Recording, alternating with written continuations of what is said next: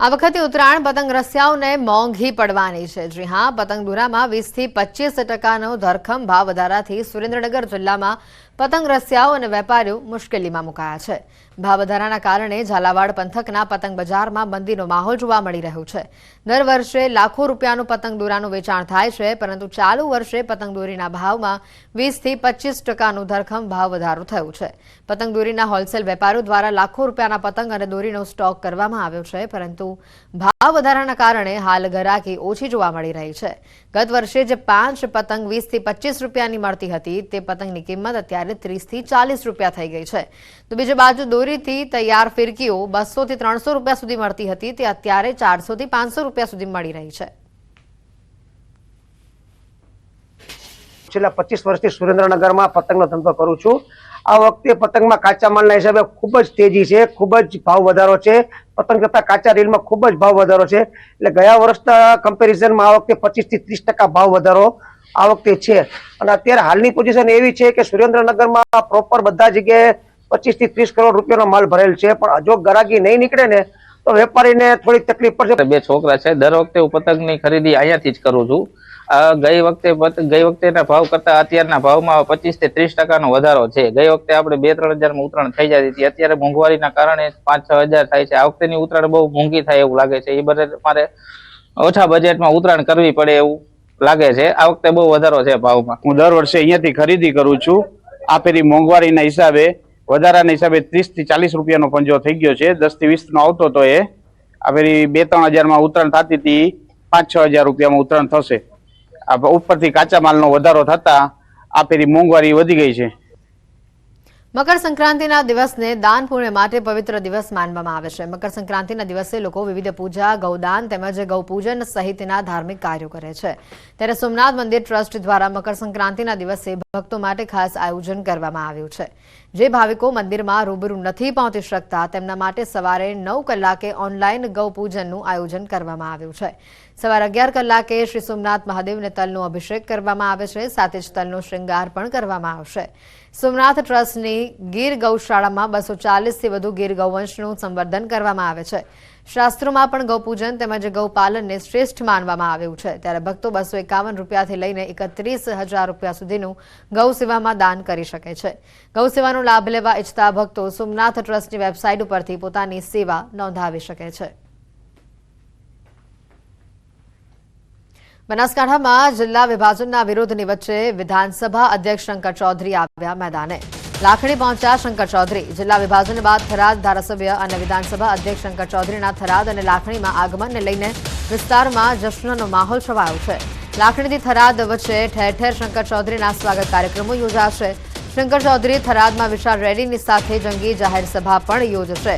હાલમાં એમએલએ શંકર ચૌધરીના સ્વાગત માટે લાખણીમાં 101 ઢોલથી તેઓનું સ્વાગત કાર્યક્રમ રખાયો છે। મોટી સંખ્યામાં કન્યાઓ માથે બેડા લઈને તેઓનું સામૈયું કરવા ઉમટી છે। લાખણીથી લઈને થરાદ સુધી રસ્તામાં ભવ્ય સ્વાગત તેઓનું કરવામાં આવશે। લાખણીમાં શંકર ચૌધરી પહોંચ્યા હોવાના આ દ્રશ્યો સામે આવી રહ્યા છે કે જ્યાં તેઓનું ઢોલ નગારા સાથે ભવ્ય સ્વાગત કરવામાં આવ્યું। તો દીકરીઓએ માથે બેડા લઈને તેઓનું સામૈયું કર્યું। થરાદમાં તેઓ જનસભા પણ સંબોધવાના છે। આ સીધા દ્રશ્ય પણ આપને બતાવી રહ્યા છે। મોટી સંખ્યામાં તેઓના આગમનને લઈને લોકો ઉમટ્યા હતા। થરાદમાં રેલી સાથે જાહેર સભા યોજશે શંકર ચૌધરી। હાલ તેઓ લાખણી ખાતે પહોંચી ચૂક્યા છે અને તસવીરો પણ અમે આપને બતાવી રહ્યા છે। શંકર ચૌધરીનું ભવ્ય સ્વાગત અહીંયા કરવામાં આવ્યું।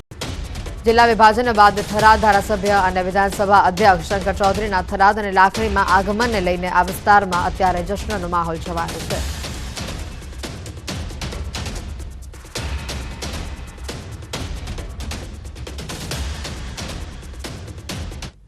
અને હવે વાત કરીશું મોબાઈલની લતથી જીવ ગયો તેની।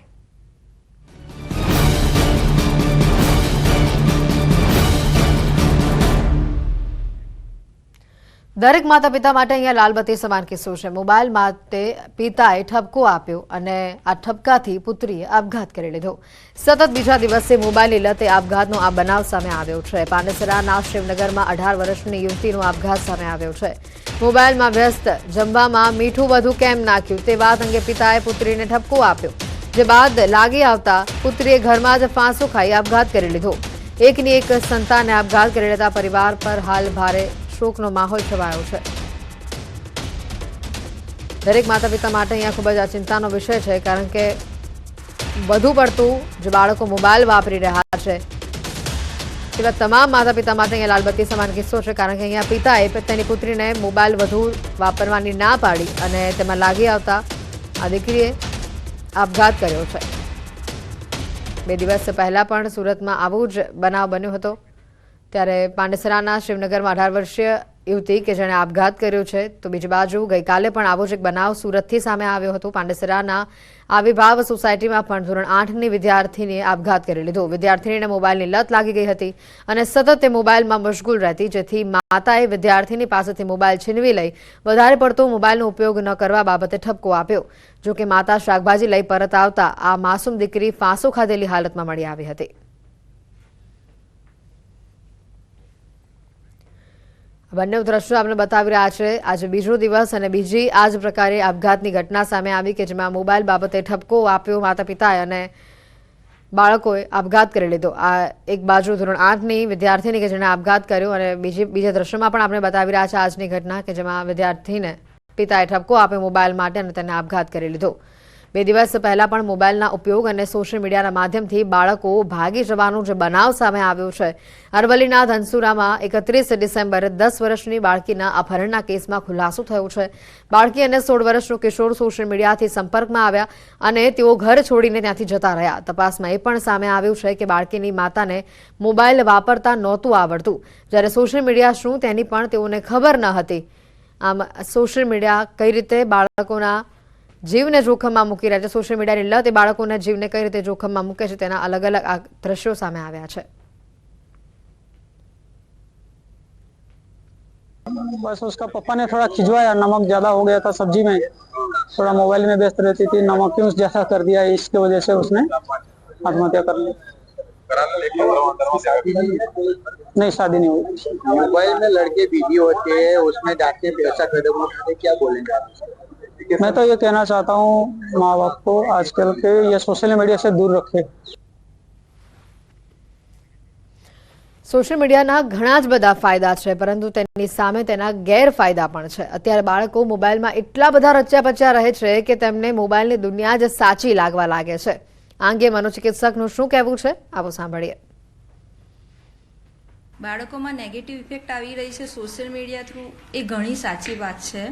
અને તમે જો ન્યૂઝને બધું રીડિંગ કરતા આવશો તો તમને ખ્યાલ પણ હશે કે બાળકો જે રીતે એમના બિહેવ કરી રહ્યા છે, ફોર એક્ઝામ્પલ કે કોઈ જગ્યાએ એવું છે કે ક્રાઇમ કરી રહ્યા છે, ચોરી કરી રહ્યા છે કે કંઈક એવી ગુનાહિત પ્રવૃત્તિ કરી રહ્યા છે, જેમાં બાળકો મોસ્ટલી આ રીતે સોશિયલ મીડિયામાં રીલ્સ જોઈને કે પછી કોઈ વિડીયો જોઈને યુટ્યુબ પર એ રીતે શીખી રહ્યા હોય છે. જે આપણે જોઈએ એ વસ્તુ આપણને ગમે અને એ વસ્તુ કરવા આપણે એક્સાઇટ થઈએ કે એ કરવા માટે આપણને થોડું મોટિવેશન મળે.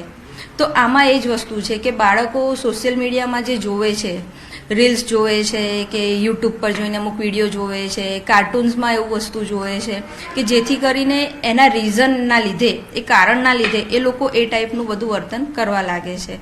હમણાં અમારા ત્યાં ઓટિઝમવાળા બાળકો બહુ જ વધી ગયા છે અને ઓટિઝમવાળા જે બાળકો છે ને એમની આપણે હિસ્ટ્રી ચેક કરીશું ને તો સૌથી વધારે એમનું શું હોય છે કે મોબાઈલ જોવે છે. પેરેન્ટ્સને ખ્યાલ આવે કે જે વેબસાઇટમાં મારો બાળક સર્ચ કરી રહ્યો છે, જે રીલ્સ જોઈ રહ્યો છે કે કોઈ પણ વિડીયો જોઈ રહ્યો છે, તો મારે એને મંજૂરી આપવી કે નહીં, એ જે શોધી રહ્યો છે, ખરેખર જો પેરેન્ટ્સ એને સાદી ભાષામાં સમજાવી દેશે ને તો વધારે સારું રહેશે. સમાચારોમાં હાલ રોકાઈશું એક બ્રેક માટે.